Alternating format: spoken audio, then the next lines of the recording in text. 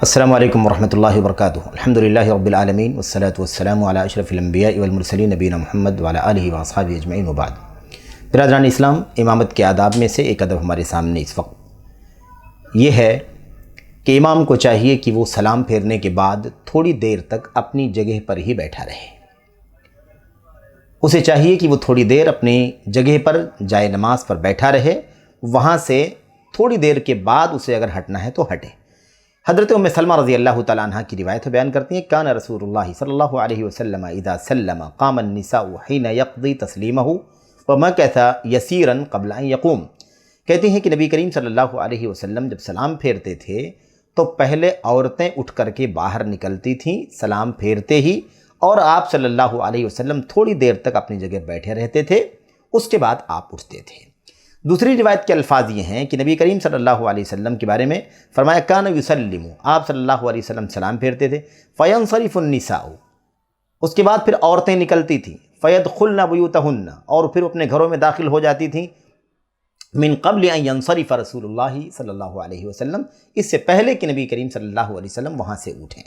آپ دیکھیں یہ دونوں جو روایتیں ہیں، ان دونوں روایتوں سے یہ ادب امام کا معلوم پڑتا ہے کہ امام کو چاہیے کہ وہ سلام پھیرنے کے بعد فوری طور پر نہ اٹھے، بلکہ تھوڑی دیر تک اپنی جگہ پر بیٹھے رہے، اور جب تک وہ بیٹھا رہے تب تک مقتدی حضرات بھی بیٹھے رہیں، ان کو چاہیے کہ وہ بھی نہ اٹھیں۔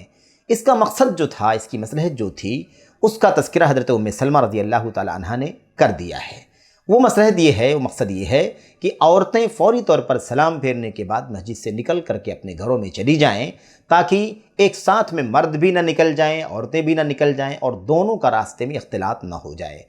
حافظ ابن حجر رحمۃ اللہ علیہ فرماتے ہیں کہ آپ دیکھیے کہ اگر راستے میں اختلاط سے شریعت نے بچانے کی کوشش کی ہے تو پھر گھروں میں اختلاط اور تنہائی کیسے شریعت میں جائز ہو سکتی ہے، اس پر مزید قدغن لگائی جائے گی۔ بہرحال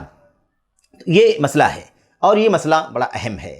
جن مسجدوں کے اندر خاص طور پر خواتین نماز پڑھتی ہیں اور ان کے لیے خصوصی طور پر مصلی کا انتظام ہے، مصلی النساء، نماز خواتین کے لیے نماز کی جگہ متعین کی گئی ہے کہ یہاں خواتین نماز پڑھیں گی، ان کو چاہیے کہ وہ یہ ہدایت بھی انہیں دے دیں،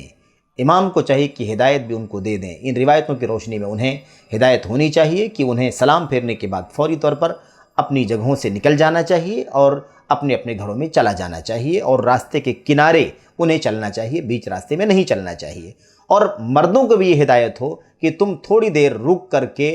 اٹھو، اور خود بھی اسے چاہیے کہ وہ تھوڑی دیر بیٹھا رہے اور پھر اس کے بعد وہ اٹھے، اور جب وہ اٹھے تو پھر اس کے بعد مقتدی حضرات اٹھیں۔ یہ تعلیم، یہ ہدایت ہونی چاہیے۔ اس کے